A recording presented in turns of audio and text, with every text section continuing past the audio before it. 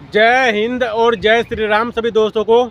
आज की इस वीडियो में हम यह जानेंगे कि हमारी गृह मंत्रालय के अंडर में आने वाली जितनी भी पैरामिलिट्री फोर्स है, जैसे कि CRPF, BSF, ITBP, CISF, SSB या फिर असम राइफल, जितनी भी पैरामिलिट्री फोर्स है, इन सभी के मुख्य रूप से क्या काम होता है और इनकी ड्यूटी कौन कौन से बॉर्डर पर लगती है और इनके सबसे बड़े अधिकारी कौन होते हैं।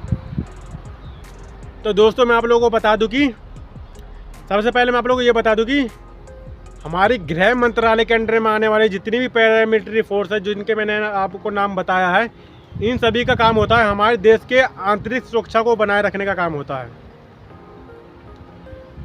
और अब बात करते हैं ड्यूटी के बारे में। तो दोस्तों जो बीएसएफ है, बीएसएफ यानी कि बॉर्डर सिक्योरिटी फोर्स, और इनकी ड्यूटी मुख्य रूप से भारत पाकिस्तान बॉर्डर और भारत बांग्लादेश बॉर्डर पे लगाई जाती है। दोस्तों अब बात करते हैं हम आईटीबीपी के बारे में। तो दोस्तों आईटीबीपी यानी कि इंडियन तिब्बत बॉर्डर पुलिस, और आईटीबीपी की ड्यूटी भारत चीन बॉर्डर पे लगती है। अब बात करते हैं दोस्तों हम एसएसबी के बारे में। एसएसबी यानी कि सशस्त्र सीमा बल, और इनकी ड्यूटी भारत नेपाल बॉर्डर और भारत भूटान बॉर्डर पे लगती है। और दोस्तों अब हम बात करते हैं हम सीआईएसएफ के बारे में। सीआईएसएफ यानी कि सेंट्रल इंडस्ट्रियल सिक्योरिटी फोर्स। दोस्तों नाम से भी पता चल रहा होगा आप लोगों की भाई इनकी ड्यूटी इंडस्ट्रियल एरिया पे लगती है, जैसे कि मेट्रो स्टेशन हो गया, एयरपोर्ट हो गया, ऐसी जगहों पे सीआईएसएफ की ड्यूटी लगती है। और दोस्तों अब बात करते हैं हम सीआरपीएफ के बारे में। सीआरपीएफ यानी कि सेंट्रल रिजर्व पुलिस फोर्स। दोस्तों मैं आप लोगों को बता दूं कि सीआरपीएफ की ड्यूटी हमारे देश के अंदर जितने भी नक्सली क्षेत्र है, जैसे कि जम्मू कश्मीर हो गया और ये छत्तीसगढ़ हो गया, बिहार हो गया, ऐसे हमारे देश के अंदर जितनी भी नक्सली क्षेत्र है, यहाँ पे सीआरपीएफ की ड्यूटी लगाई जाती है। या फिर चुनाव के दौरान में भी सीआरपीएफ की ड्यूटी लगाई जाती है। और दोस्तों ये तो मैंने आपको बता दिया। और दोस्तों मैं आप लोगों को बता दूं कि जितने भी हमारे जैसे बीएसएफ है, आईटीबीपी है, सीआईएसएफ है, सीआरपीएफ है या फिर एसएसबी है, बीएसएफ की ड्यूटी मुख्य रूप से भारत पाकिस्तान बॉर्डर और भारत बांग्लादेश बॉर्डर पे तो होती ही होती है। भारत और नेपाल बॉर्डर पे, भारत भूटान बॉर्डर पे एसएसबी की ड्यूटी तो होती ही होती है। आईटीबीपी की ड्यूटी भारत चीन बॉर्डर पे तो होती ही, लेकिन साथ ही साथ हमारे देश के अंदर में कहीं भी दंगे फसाद होने के चांस रहते हैं या फिर कहीं दंगे फसाद हो जाते हैं हमारे देश के अंदर, तो हमारी गृह मंत्रालय लाठी चार्ज करने को वहाँ पे भी इनको भेज सकती है। कहीं भी जैसे मंदिर मस्जिद को लेकर कहीं भी विवाद हो रहा हो या फिर किसी भी चीज़ को लेकर बहुत बड़ा धरना प्रदर्शन हो रहा हो या वहाँ पे बहुत बड़ा लड़ाई झगड़े, बहुत बड़ा दंगे होने के चांस हो, या फिर आप देखते हैं बहुत बड़े दंगे फसाद होते हैं, जैसे बिल्डिंगों में आग लगा दिया, किसी चीज़ में आग लगा दिया, ट्रेनों में, तो ऐसी जगहों पे लाठी चार्ज करने के लिए बीएसएफ को भी उतारा जा सकता है, सीआरपीएफ को, आईटीबीपी को भी, एसएसबी को, इनमें से किसी को भी उतारा जा सकता है। पुलिस तो साथ साथ में स्टेट पुलिस, उस राज्य की स्टेट पुलिस तो रहती ही रहती है, बाकी साथ साथ में उसके जो CRPF, BSF, ITBP, CISF, SSB, इनकी ड्यूटी बॉर्डरों पे तो लगती ही अलग अलग बॉर्डर पे, जो मैंने अभी आप लोगों को बताया है। लेकिन साथ ही साथ कहीं भी लाठी चार्ज करने की जो आवश्यकता पड़ जाती है, तो भाई इनकी ड्यूटी कभी भी कहीं पे भी लग सकती है। ऐसा नहीं है कि भाई बीएसएफ का नाम है बॉर्डर सिक्योरिटी फोर्स तो इनकी ड्यूटी मतलब बॉर्डर पे ही रहेगी, ऐसा कुछ नहीं है दोस्तों।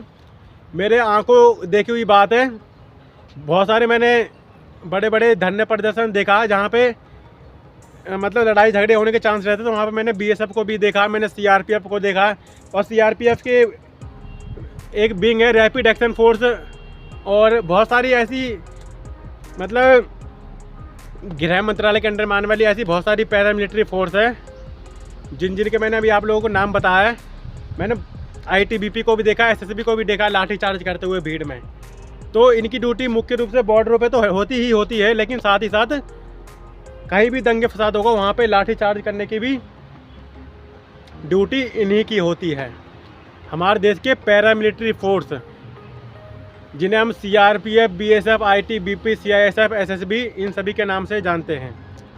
और दोस्तों ये मैंने आप लोगों को बता दिया, और अब जान लेते हैं हम इनके सबसे बड़े अधिकारी कौन होते हैं। दोस्तों मैं आपको बता दूं, जिस प्रकार से हमारी इंडियन आर्मी में सबसे बड़े अधिकारी जनरल रैंक के अधिकारी होते हैं, वैसे ही CRPF, BSF, ITBP, CISF और SSB इन सभी के जो सबसे बड़े अधिकारी होते हैं वो होते हैं DGP यानी कि डायरेक्टर जनरल ऑफ पुलिस, जो कि एक स्टेट पुलिस के मुखिया होते हैं। वही DGP जो कि एक IPS ऑफिसर होते हैं, वो सबसे बड़े अधिकारी ITBP में भी हो सकते हैं, SSB में भी हो सकते हैं, CRPF में भी हो सकते हैं, BSF में भी हो सकते हैं। इनमें से किसी असम राइफल को छोड़ के बस ये जो मैंने आपको नाम बताया CRPF, BSF, ITBP, CISF और SSB, मतलब इनमें से किसी में भी DGP सबसे बड़े अधिकारी हो सकते हैं, जो कि एक IPS ऑफिसर होते हैं। ऐसा नहीं है मतलब जैसे कि मतलब इंडियन आर्मी में जनरल रैंक के अधिकारी होते हैं, इसमें मतलब आर्मी के जनरल होते हैं, ऐसा कुछ नहीं है। इसमें IPS ऑफिसर होते हैं सीनियर लेवल के, जो सबसे बड़े अधिकारी होते हैं। दोस्तों जो किसी भी स्टेट के जो सबसे बड़े पुलिस अधिकारी होते हैं वो होते हैं जो सीनियर लेवल के IPS ऑफिसर, जिन्हें हम DGP यानी कि डायरेक्टर जनरल ऑफ पुलिस के नाम से जानते हैं। वैसे यही होते हैं CRPF के भी, BSF के भी, ITBP की। और ऐसा नहीं कि मतलब कि एक ही DGP इन सभी के सबसे बड़े अधिकारी होंगे, ऐसा नहीं है।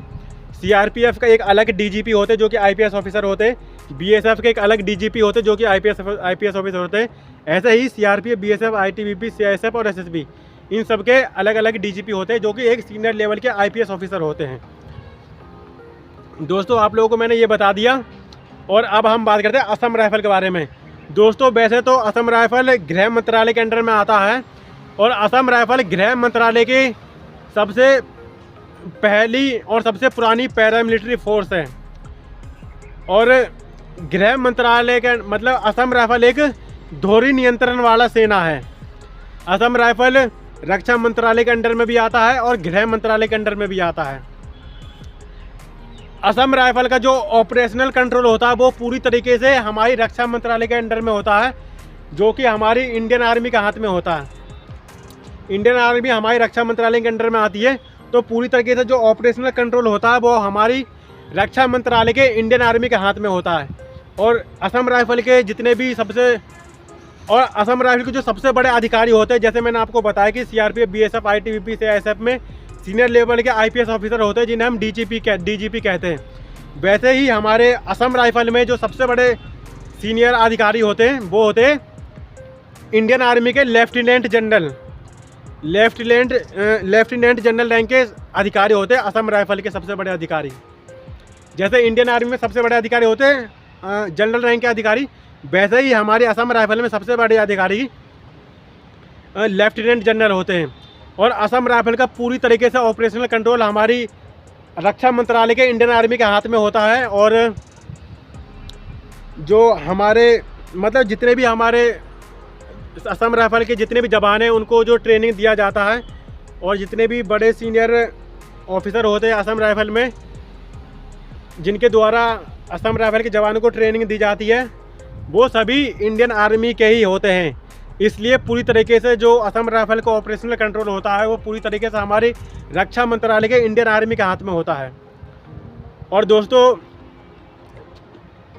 असम राइफल गृह मंत्रालय के अंडर में भी आता है, लेकिन गृह मंत्रालय के अंडर में इसका प्रशासनिक कंट्रोल है ओनली, जैसे कि सैलरी देना और अन्य और भी काम है जो कि असम राइफल के जो कि गृह मंत्रालय के अंडर में आता है। लेकिन जो पूरी तरीके से ऑपरेशनल कंट्रोल है वो हमारी रक्षा मंत्रालय के इंडियन आर्मी के हाथ में होता है।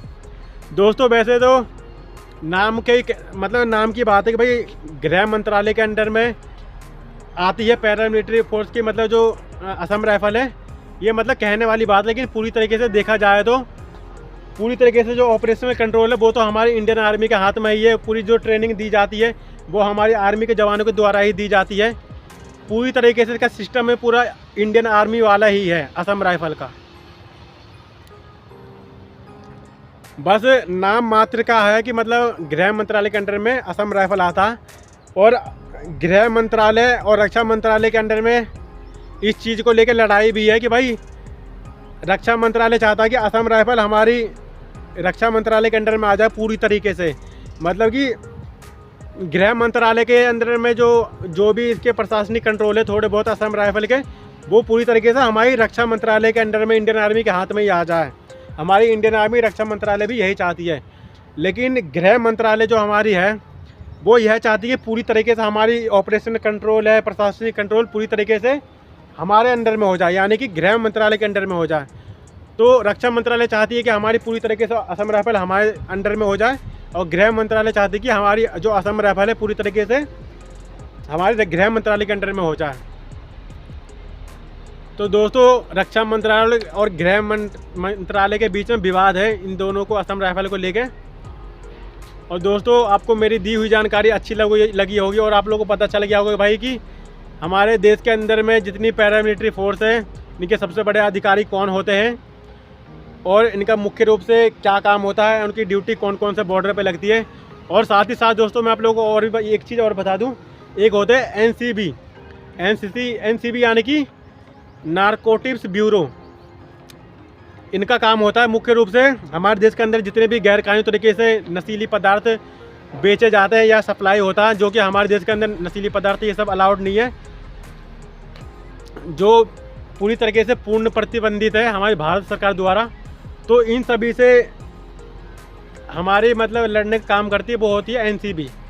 मतलब जितने भी हमारे देश के अंदर गैर कानूनी तरीके से नशीली पदार्थ बेच रहे हैं या उसका सप्लाई कर रहे हैं, जो भी कर रहे हैं, तो इनका रोकने का जो मुख्य रूप से काम होता है एनसीबी का होता है। वैसे तो हमारी राज्य पुलिस ये काम करती ही करती है, लेकिन मुख्य रूप से जो काम होता है वो होता है एनसीबी का, नारकोटिक्स ब्यूरो का। और एनसीबी के जो सबसे बड़े अधिकारी होते हैं वो भी एक सीनियर लेवल के जो डीजीपी होते हैं, आईपीएस अधिकारी, वो होते हैं। लेकिन दोस्तों एनसीबी के अधिकारी ज़रूरी नहीं है कि सीनियर लेवल के आईपीएस ऑफिसर ही होंगे, डीजीपी होंगे। कभी कभी इसके जो सबसे बड़े अधिकारी डीजीपी भी, सीनियर लेवल के जो आईपीएस ऑफिसर होते हैं डीजीपी, इसको भी बना दिया जाता है। कभी कभी जो आईआरएस अधिकारी होते हैं, आईआरएस अधिकारी यानी कि इंडियन रेवेन्यू सर्विस, मतलब इन दोनों में से किसी को भी बना दिया जाता है। तो एनसीबी के अधिकारी आईपीएस अधिकारी भी होते हैं सबसे बड़े अधिकारी, या फिर आईआरएस अधिकारी भी होते हैं। आईआरएस अधिकारी यानी कि इंडियन रेवेन्यू सर्विस। तो दोस्तों वीडियो काफ़ी ज़्यादा लंबी हो चुकी है, और मैं आशा करता हूँ कि आपको मेरी दी हुई जानकारी अच्छी लगी होगी, और आप लोगों को पता चल गया होगा कि भाई किस किस का क्या काम है, सबसे बड़े इनके अधिकारी कौन होते हैं, किसका कंट्रोल किसके हाथ में है। तो दोस्तों तब तक के लिए मिलते हैं नेक्स्ट वीडियो में। जय हिंद, जय भारत, वंदे मातरम, भारत माता की जय।